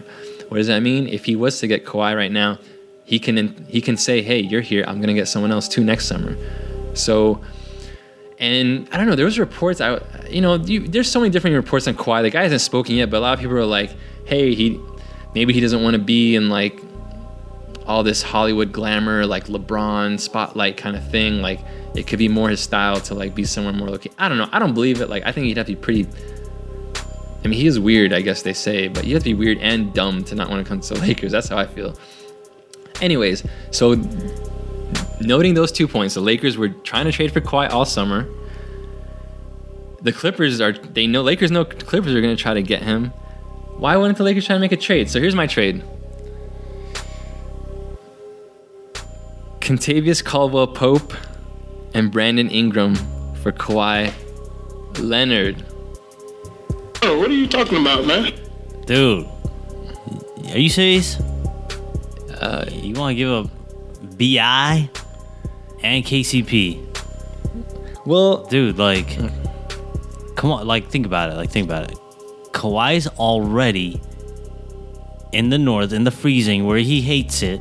I mean, you've seen the picture of him standing with the GM and like some other guy of the Raptors front office, and he's like, he's not even cracking a smile. Like, yeah. He's got like that Get Out from the movie Get Out look. You know what I mean? Like he's trapped. Yeah. I mean, think about it. Like he's not gonna want to stay over there. He doesn't want to be in the cold for the next however many years. He's gonna be like, all right, screw this shit. Let me just weather it out. Literally weather it out for a year. Mm-hmm. And I'm coming to LA next year. And Magic Johnson, he's gonna be like, dude, we got whatever you want. We got the money. We got you next season. Come through. I say Lakers just wait. Just let's see how it goes with BI and KCP. Let's see. I mean, at least with Brandon Ingram, let's see how it goes. Like him and LeBron and Kuzma with that length. I say Lakers keep their current roster. See how it goes. Test the waters. You never know. Like we're with LeBron. I say we're contending with LeBron. Maybe we're not 100% there, but I think we have a chance. And I like our chances. I would like to wait a year and then sign Kawhi next year without giving up anyone. I mean, if it really would be nice. Like it'd be perfect to not have to give up Ingram. Like my only thing is, and I've just been maintaining those last 2 podcasts, is like I want to go for the ring now this season. And I understand, yes, I agree we are contending, but really, like I don't know if we're being the Warriors. Like I mean, really, we're not. Like, to be completely fair, this season. To be fair, yeah, the Warriors, I still have to put them at number 1 for sure. But I think we give them definitely a fight. That's for sure. My thing, and there's several factors in this. I have this. It's not a fear, but it's just I have this feeling that this first season with LeBron's, it could be his best season as a Laker, and that doesn't mean that the years after won't be good. He's not only going to be the best player in the NBA next season. He'll be the best player in the NBA the following season, and I wouldn't be surprised if he's the best player in the NBA the season after that. But I just think he might have his best year this year. LeBron's not 27, he's 33. We're going to turn 34 later this year.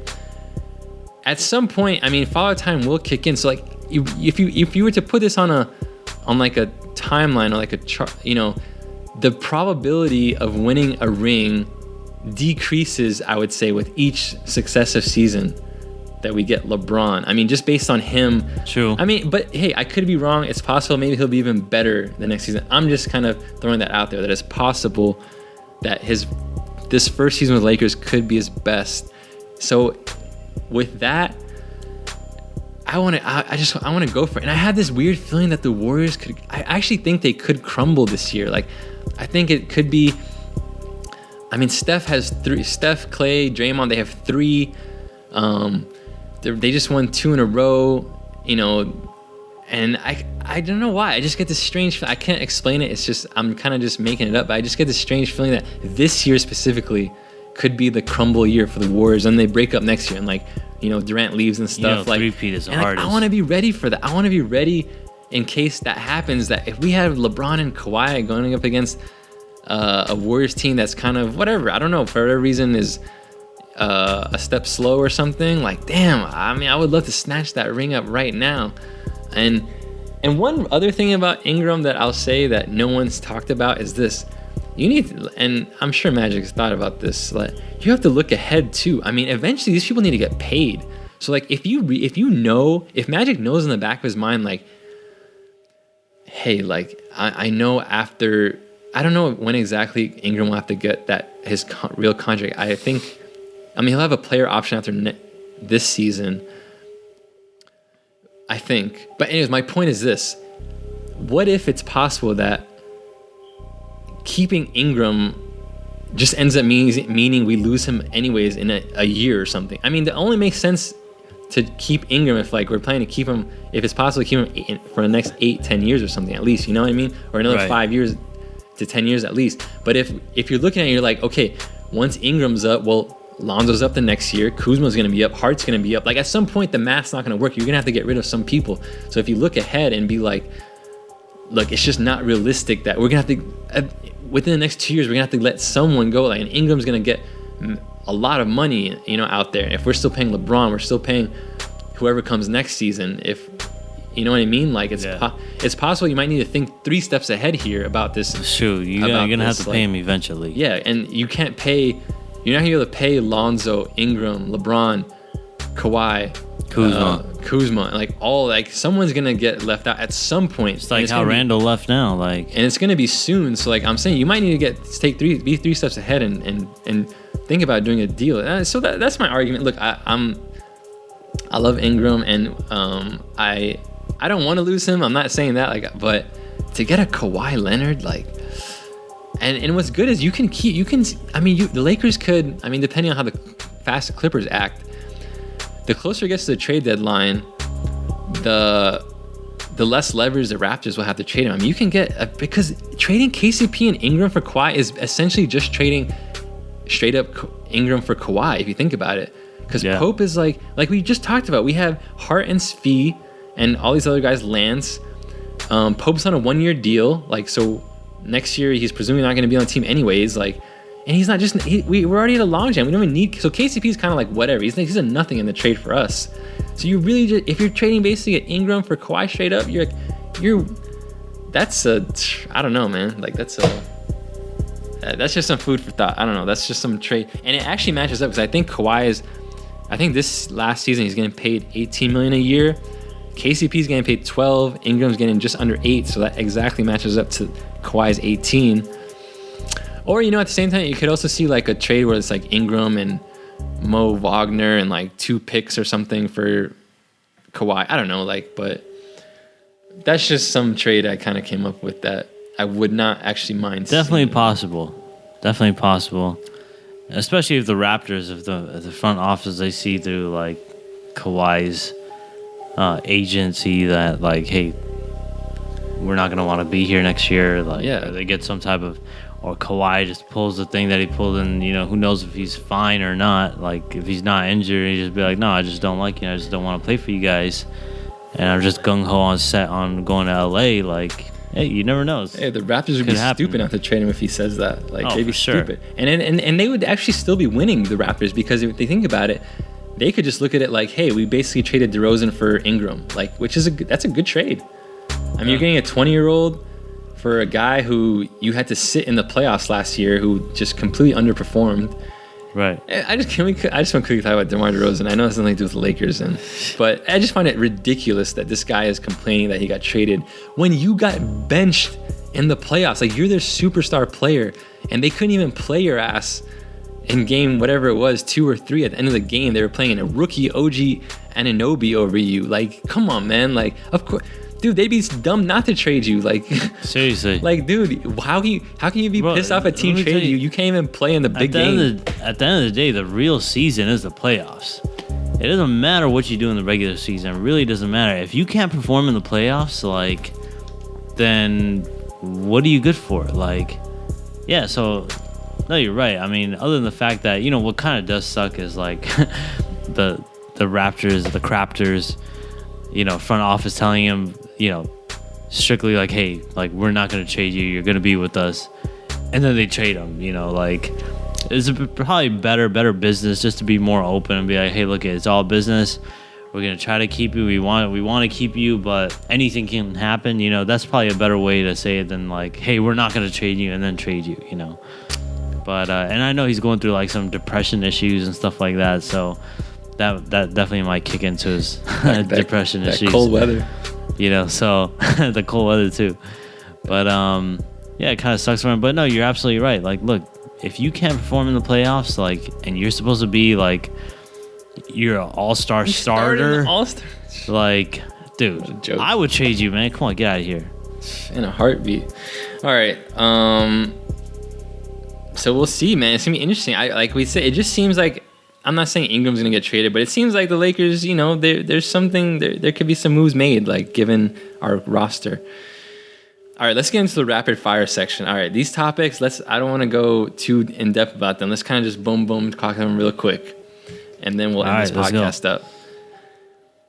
The mural, LeBron's mural. So someone first put up a mural of LeBron in LA somewhere where it said King of LA.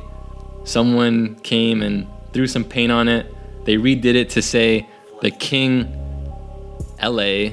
The King, LA, like, kind of took out the word of. Instead of the King of LA, just the King. And then someone came and threw paint on that again. So then the artist took the painting down.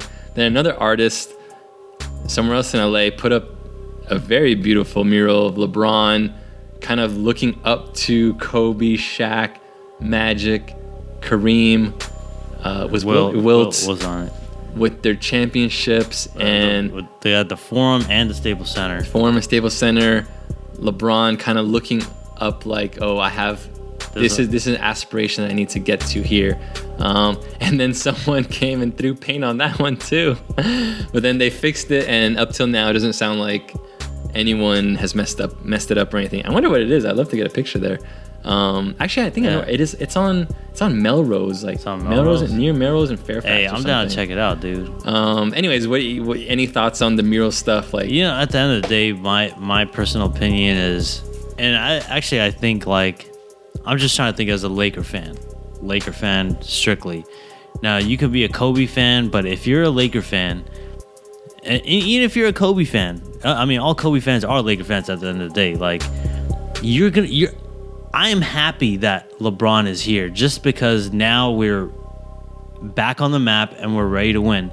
My personal opinion is, I think the person who's done this is a LeBron hater Going back to, I'm not sure if you remember, I think this was a year ago, someone actually tagged or vandalized LeBron's home in Beverly Hills, or I think in Beverly Hills, writing the N-word, spray painting all over his house.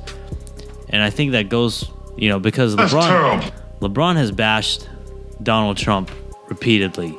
And I think there's a lot of I really think at the end of the day, it's like some redneck, racist, white supremacist person who it has nothing to do with the Lakers or him being a Laker fan, but that person actually just not liking LeBron as a person, being a Trump lover.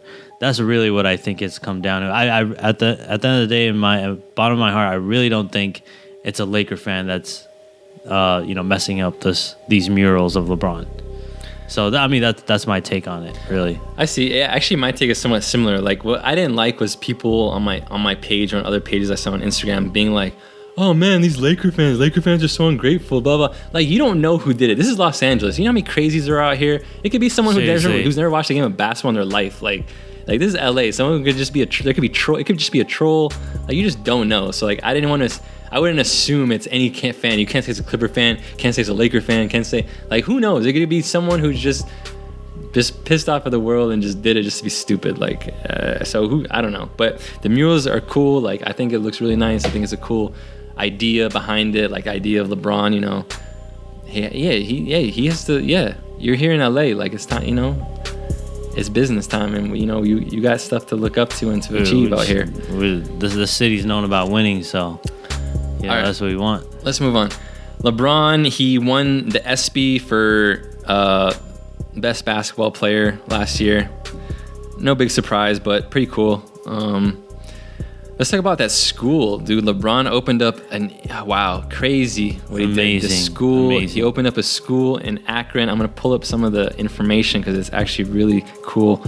It's an I Promise school, right? I Promise school. It's in Akron. It's meant for at-risk students, like, just, I guess that means, underprivileged kids or kids that are, who don't have the resources. Yeah. So, first of all, I'll say this because this is one of the coolest part about this. LeBron put up $50 million of his own dollars towards the school, his own. And you think about that, that's more than he gets paid in a season in the NBA. So that's about like a year and a half worth of salary that he has put towards this, which is pretty cool. It's free tuition, free uniforms. The kids get a free bicycle and helmet. Free transportation within 2 miles, free breakfast, lunch, and snacks, food pantry for the families. Parents can get GEDs and there's GEDs and job placement services for parents. Wow, that's amazing. And guaranteed tuition to the University of Akron for every student who graduates. That's a lot. That's amazing, dude. I want to go there. When was the last time you ever heard of anyone doing anything like that? I mean, the last thing I heard was like Akon, providing solar for, I don't know, some 100,000 plus homes in Africa. That's amazing. What LeBron's done over here, it's unreal. It really is amazing. No, props to LeBron. It's more than basketball. It really is. Yeah, and this dude, he's just he's so smart. I said this 2 podcasts ago. He's such a mogul, and he's so calculating.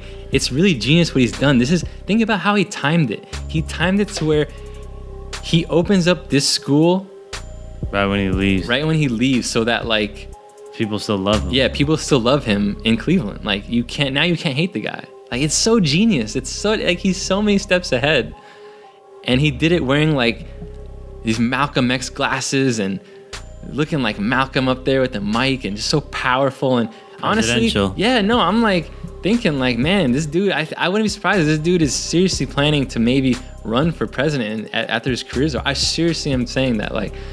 Who knows? We could see LeBron versus Kanye 2024 or something. I wouldn't be surprised. Something like that, or maybe they'll both be on the same team. I don't know, but just really awesome stuff there. All right, let's move on. Let's talk about LeBron's son, Bronny. A lot of coverage over his AAU team and AAU games.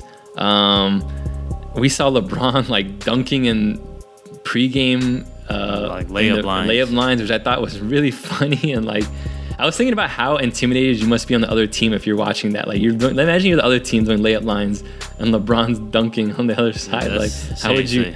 you know what's funny is I'm not sure if that you posted the video on the page, but there's like a page that's split. I mean, a video that's split of LeBron doing that same dunk in their layup lines, and then his son Bronny actually doing the same exact dunk, like a lob, letting it bounce, catch it one-handed, doing a tomahawk, and they played them simultaneously, side by side with each other. And it looks amazing, you know, like father and son doing the same exact dunk, which is it's pretty cool. And this kid is what, 13, 14? 13 years old. Dunking one-handed alley-oop, like, come on.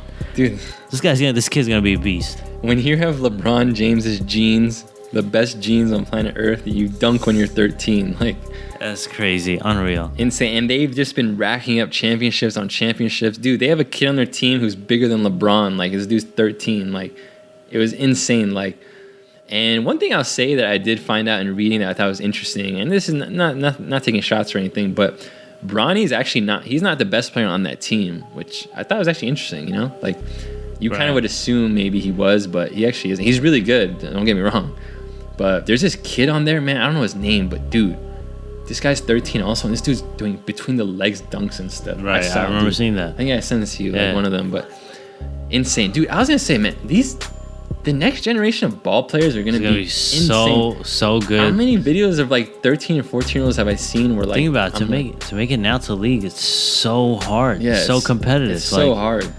Like, I swear, there's probably 15-year-olds that could beat some NBA players one-on-one right now. Like, for sure. I mean, the internet and all this stuff. You see the video of who's the guy, Valentine, on the Crafters? Is he on the Crafters? Van Vliet or no. Denzel Valentine? Denzel Valentine. Some dude on the Bulls. He's on the Bulls. That guy. I didn't see a video. No. Anyways, there's this video of him playing at in the Drew League, and he's playing a Drew League game, and this random Drew League baller is literally tearing him up.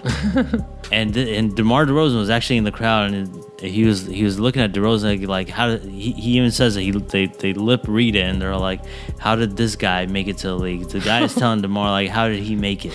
You know, because he looked really bad, like, or he looked bad in front of this Drew League competition. Like, Denzel Valentine's not the type of like he's like a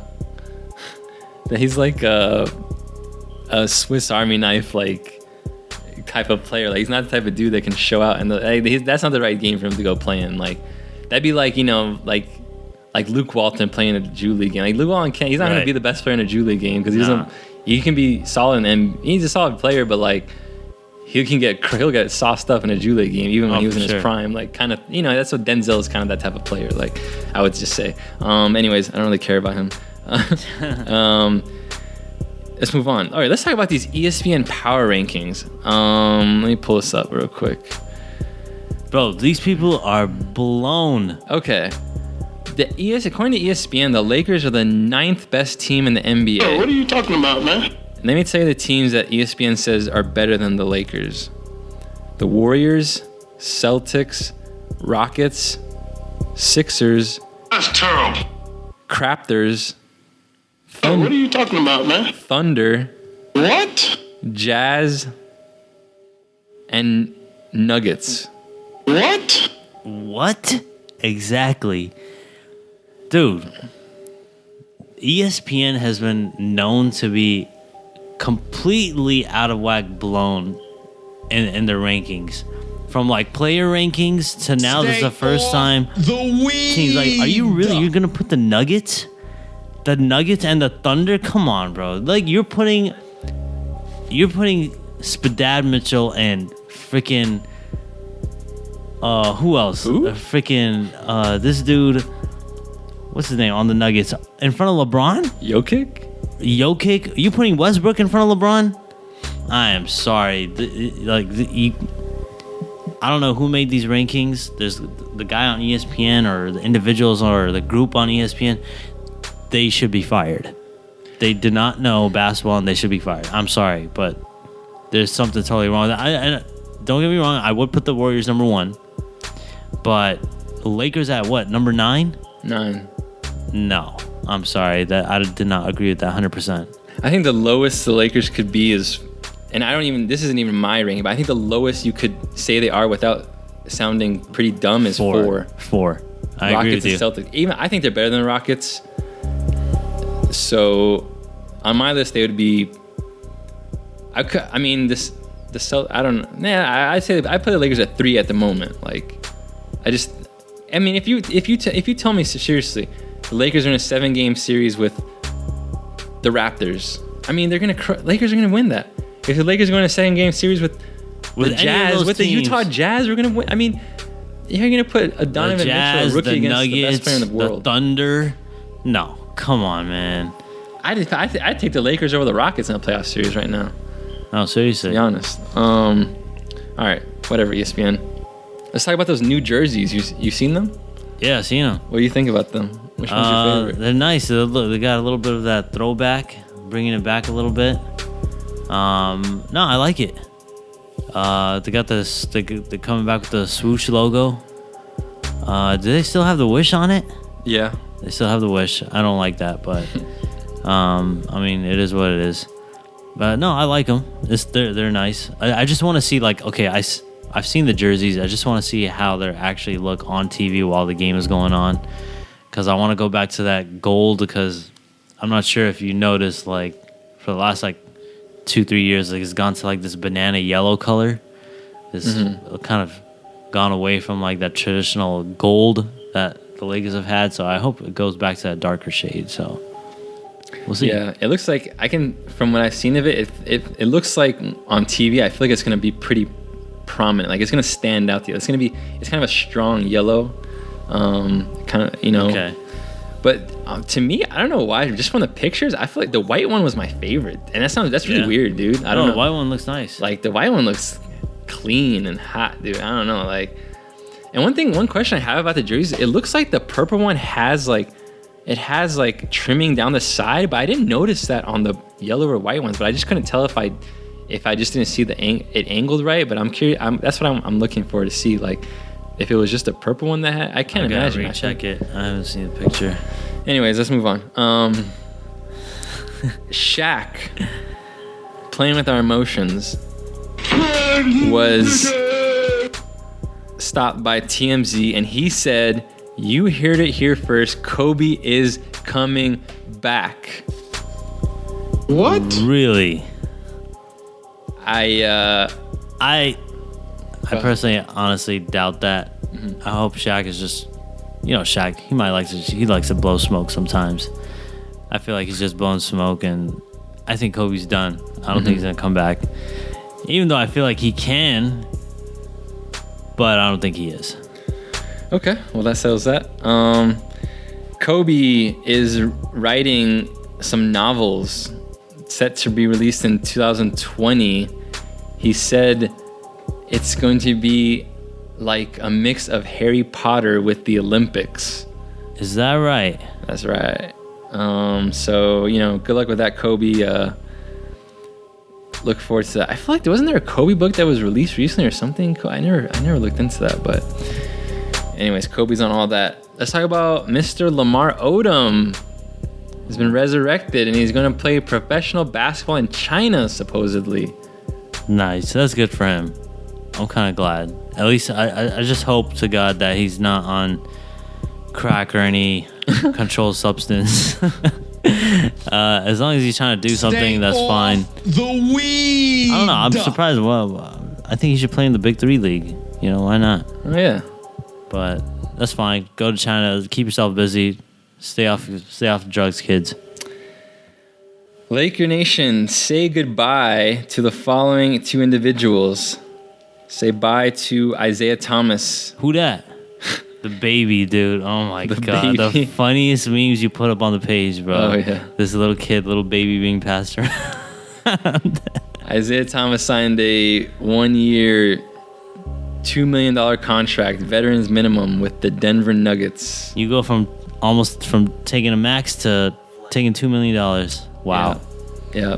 All things, and the Celtics really messed them up. The Celtics screwed them over. I mean, not with the trade, but like their training staff, like whatever. We don't need to get into it. But if in case you didn't know, like the training staff failed to tell him that continuing to play could potentially ruin his career, and he kept playing, and it ruined his immediate career after that so far. And the Celtics fired their entire training staff because of that. And yeah, I mean, dude, I remember when we got Isaiah, I guarantee pretty much I remember on the podcast, I was like, there's no way Isaiah Thomas will be on the Lakers next year. And I want him to be on the Lakers. Like, I don't know. Isaiah Thomas is cool. It's a great story, but I don't basketball. I'm just purely my basketball opinion. I would never want him on my team. I'm sorry. Say goodbye to... Yeah, you ruthless, bro.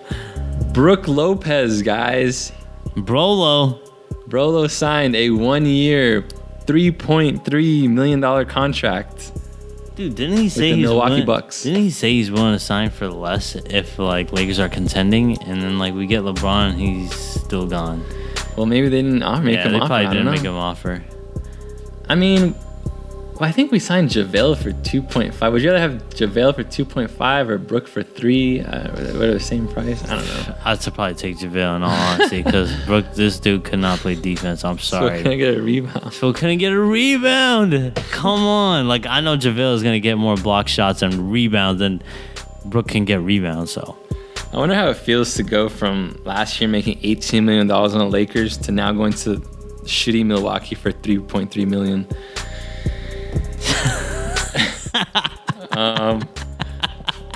Big news here. Lakers signed Travis Ware to a 2-way contract. Travis Ware is back on the Lakers. Oh my god, dude! This guy was so cool last year. I thought he had like, I don't know, man.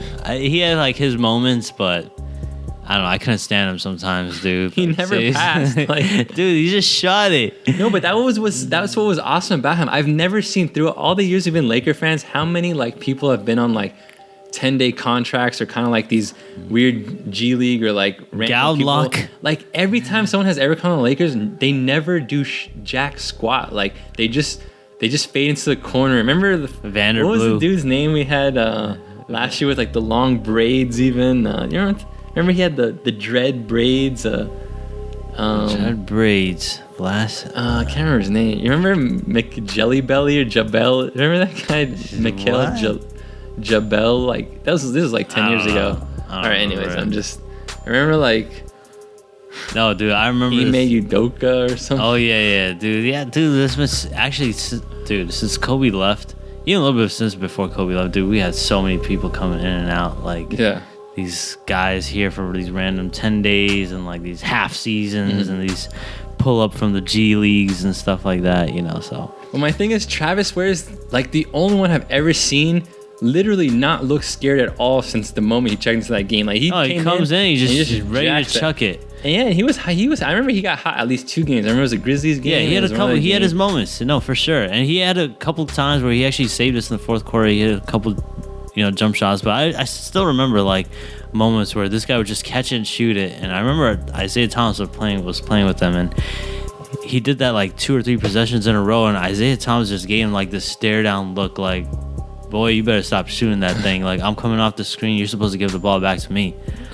And like I really remember that. It was funny as hell to me, but I'm really surprised we re-signed him to another contract. Yeah, no, I'll just reiterate. I just appreciate that this is someone that's like on basically those 10-day contracts who like acts like he's like starting the Lakers. I think that's pretty cool. With our other 2-way contract, we still have the great Caruso. Oh my god. I can't see him playing next year. I think hopefully like he played last year. There's no way. There's not enough rosters. There's no way he can play next year. Like, dude, he's too old, bro. Like, he looks old. I think he's young, but he just looks old. Nah, he's old, dude. No, he's not. I don't think he's even 25. I know. I'm saying he just looks old as shit. Yeah. He looks like he's 50. Dude, we should one of these times we should print out a list of all like these like guys who have been on 10 days or like short stints with the Lakers and like just Andre reminisce on. Dude, I wish we said Andre Ingram for some reason. I don't know why, but who knows? We should sign him to a 10-day at some point. Right. We should bring back like John Celestan or something. John Celestan. Or John Mike Celery Penberthy. Stick, Mike Penberthy. These guys. Oh my god. God, can you think of some other Darius random? Morris, Oh, yeah, Darius Morris. God, that guy Andrew stunk. Galdlock. Dude, so many of these guys, man. I can't even remember. Yeah. Remember Derek? We signed Derek Williams last season, even. Yeah, Like we a did for a second. little bit, right? Some weird things. All right, last thing to talk about before we end this podcast is one of our favorite topics that we always somehow throw in here, but it seems like they're fading away, is LiAngelo and LaMelo Ball and the JBA. Look, I don't know. I pulled up their stats, or I posted on the page. Dude, they're averaging. Look, I swear, LiAngelo's stats are something like 48 points per game, 15 rebounds, 9 assists. LaMelo's averaging like 45 points, 16 assists, 12 rebounds. Like, what is this league? In all dude? This is a honesty, joke. I really think LeVar's drafted this league, and he had this agreement with the players, like, hey, you guys are gonna get paid, but the purpose of this league is to make my kids shine and look good. So I want you to play, and I want you to look like, or don't complain if you're only shooting 5 shots a game, because my boys are gonna be shooting 40 shots a game. Dude, they're shooting. Dude, every time I see LiAngelo shot over 50 times in a game, That's crazy. Like, dude, that's not basketball. Yeah. Like, what? That's not. It doesn't look right. It doesn't feel right. Like, He'll have like 46 points on 54 shots. He'll go like 5 for 30 from the 3-point line. Like, I'm like, what is this? And like, I mean, but whatever you said LeVar's plan is about them shining, it's completely backfiring because right makes them now, look even worse. yeah, he's just making them look worse. And I actually feel bad for I mean, LiAngelo was never going to make it, but I'm starting to feel bad for LaMelo. Like, I don't know. I wish he could play in college. Like, I don't know if he can. Like, I don't know if he ever released a shoe and if that affects his eligibility for the NCAA. But, dude, in order to get better at basketball, you have to play against people that are better than you. If you're the best player in the league, or like you're not gonna get better. Like, and now you're at age 16, 17. Like, you're trying to make the NBA in 2 years. Like, it looks like a joke. Like, I think it's just horrible. Like. And I actually finally watched some of the first game. Actually, it was before LiAngelo joined. It was just LaMelo. Dude, I actually was shocked. I'm just gonna say this. What I saw from LaMelo Ball, it was awful. Like, he was awful at basketball. Like, that was my assessment. I was like, dude, he was just chucking like the worst shots ever. Like, and bricking all of them. Like, and I told myself, because I remember I watched like the first 10 minutes of it. I was like, I bet you, even though so far he's looked horrible, I bet you when I look at the box score later, he's going to have like 40 points or something. And it's going to be completely false because he looked horrible. Like, so I don't know. His habits are terrible right now. And I don't know. Good luck, man. Good luck to them. Yeah. Good luck. Yeah. Anyways, that wraps up this podcast. Thank you for listening, Laker Nation. If you're not, again, follow us on Instagram at GTLA Lakers 818. And we look forward. Oh, I don't know when. I'm not sure. Now this news is starting to die down with the Lakers stuff. I'm not sure when the next podcast will be. I know this one is coming like a month since the last one. So apologize for the delay. But if there's no news that comes, I mean, it's already August. I mean, September is going to be preseason. I mean, so I don't know. The month of August is probably going to be pretty quiet. But I'm not sure when the next podcast should come out at some point when there's enough news to come back and talk about it. But again, thank you for listening. Thank you so much. All right, Laker fans. All right, the 818. And All take right, care. Valley. Peace. Shout out to the artist that made this beat. Artist name is Fleslet.